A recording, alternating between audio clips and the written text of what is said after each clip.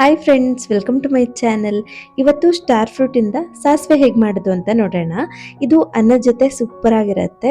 ಸ್ವಲ್ಪ ಹುಳಿ, ಸ್ವಲ್ಪ ಸಿಹಿ, ಹಾಗೆಯೇ ಸ್ವಲ್ಪ ಖಾರವಾಗಿ ರುಚಿಯಾಗಿರುತ್ತೆ. ಇದನ್ನು ಹೆಚ್ಚಾಗಿ ನಾವು ಸ್ವಲ್ಪ ಹುಳಿ ಮತ್ತು ಸಿಹಿ ಎರಡೂ ಇರುವಂಥ ಹಣ್ಣುಗಳಿಂದ ಮಾಡ್ತೀವಿ. ಸೊ ನಾನಿವತ್ತು ಇದನ್ನು ಕರ್ಗಲ ಹಣ್ಣಿಂದ ಮಾಡ್ತಾ ಇದ್ದೀನಿ. ತುಂಬ ಚೆನ್ನಾಗಿರುತ್ತೆ. ಮತ್ತು ಇದಕ್ಕೆ ನಾವು ಸ್ವಲ್ಪ ಉಪ್ಪು ಖಾರ ಹಾಕಿ ಕೂಡ ತಿನ್ಬೋದು, ಹಾಗೆಯೇ ಹಣ್ಣಾಗಿರೋದ್ರಿಂದ. ಬನ್ನಿ ಹಾಗಾದರೆ ತಡ ಮಾಡ್ದೇನೆ ರೆಸಿಪಿ ನೋಡ್ಕೊಂಡು ಬರೋಣ.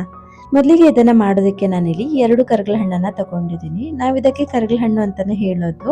ಕೆಲವರು ಇದಕ್ಕೆ ಕರ್ಮದ್ದಲ ಹಣ್ಣು ಅಂತಾನೂ ಕೂಡ ಕರೀತಾರಂತೆ. ಸ್ಟಾರ್ ಫ್ರೂಟ್ ಅಂದ್ರೆ ಎಲ್ರಿಗೂ ಗೊತ್ತಾಗುತ್ತೆ, ನಿಮಗೂ ಕೂಡ ಗೊತ್ತಿರುತ್ತೆ, ನೋಡೇ ಇರ್ತೀರ ಈ ಹಣ್ಣನ್ನ. ನಾನು ಇದನ್ನ ಹಣ್ಣು ತಗೊಂಡಿದ್ದೀನಿ. ಸಾಸಿವೆಗೆ ಹಣ್ಣು ಚೆನ್ನಾಗಾಗತ್ತೆ ಕಾಯಿಗಿಂತ.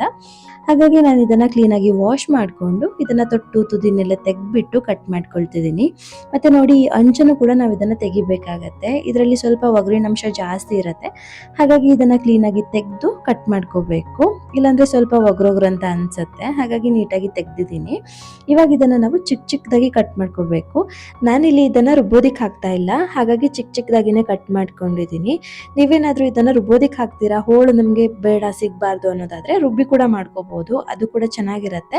ರುಬ್ಬಿ ಹಾಕೋದಾದ್ರೆ ಇದನ್ನ ದೊಡ್ಡ ದೊಡ್ಡದಾಗಿನೇ ಕಟ್ ಮಾಡಿ ಬೇಯಿಸ್ಕೋಬಹುದು. ನಾನಿಲ್ಲಿ ಹಾಗೇನೆ ಬಿಡ್ತಿದ್ದೀನಿ, ಅದಕ್ಕೋಸ್ಕರ ಚಿಕ್ಕ ಚಿಕ್ಕದಾಗಿ ಕಟ್ ಮಾಡಿ ಬೇಯಿಸ್ಕೊಳ್ತಿದ್ದೀನಿ. ಮತ್ತೆ ಈ ಸಾಸಿವೆನ ನಾವು ಇದರದ್ದು ಕಾಯಿನಲ್ಲೂ ಕೂಡ ಮಾಡ್ಬೋದು. ಕಾಯಿ ಹಾಕೋದಾದ್ರೆ ಬರೀ ಒಂದು ಹಾಕೊಂಡ್ರೆ ಸಾಕಾಗತ್ತೆ, ಯಾಕಂದ್ರೆ ತುಂಬಾ ಹುಳಿ ಇರುತ್ತಲ್ವಾ ಅದು. ಹಾಗಾಗಿ ನಾನು ಹಣ್ಣಾಗಿರೋದ್ರಿಂದ ಇದು 2 ತಗೊಂಡಿದ್ದೀನಿ. ಸ್ವೀಟ್ ಕೂಡ ಇರುತ್ತೆ ಇದು ಅಂತ ನೋಡಿ. ಈ ತರ ಇದರಲ್ಲಿ ಒಂದೊಂದು ಬೀಜ ಕೂಡ ಇರುತ್ತೆ, ಅದನ್ನೆಲ್ಲ ತೆಗೆದು ಕಟ್ ಮಾಡ್ಕೋಬೇಕು. ಮತ್ತೆ ಇದರಲ್ಲಿ ನಾವು ಸುಮಾರು ತರ ಅಡುಗೆಗಳನ್ನ ಮಾಡ್ಬೋದು. ಹಣ್ಣಲ್ಲಿ ಈ ತರ ಸಾಸಿವೆ ಮಾಡ್ಬೋದು, ಜ್ಯೂಸ್ ಮಾಡ್ಕೊಂಡು ಕುಡಿಬೋದು. ಮತ್ತೆ ಇದರಲ್ಲಿ ಕಾಯಿ ರಸ ಅಂತ ಮಾಡ್ಬೋದು, ಅದು ಕೂಡ ಚೆನ್ನಾಗಿರುತ್ತೆ.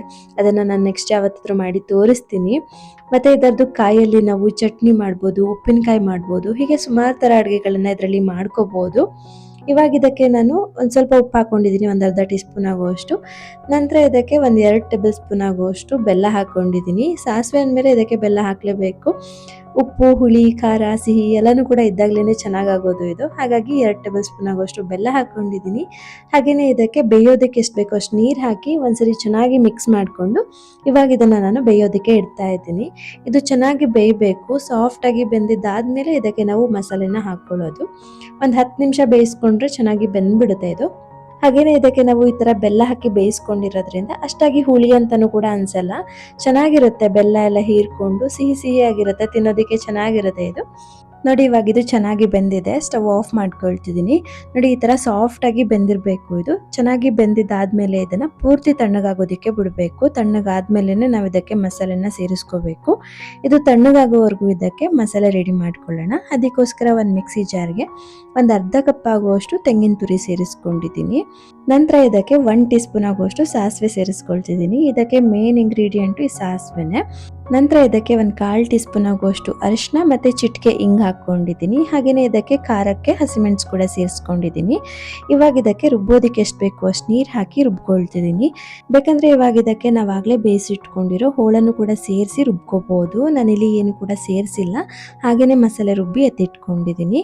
ನೋಡಿ, ಇವಾಗ ಇದು ಕೂಡ ಪೂರ್ತಿಯಾಗಿ ತಣ್ಣಗಾಗಿದೆ. ಇವಾಗ ಇದಕ್ಕೆ ರುಬ್ಬಿಟ್ಕೊಂಡಿರೋ ಮಸಾಲೆನ ಸೇರಿಸ್ಕೊಳ್ತಿದ್ದೀನಿ.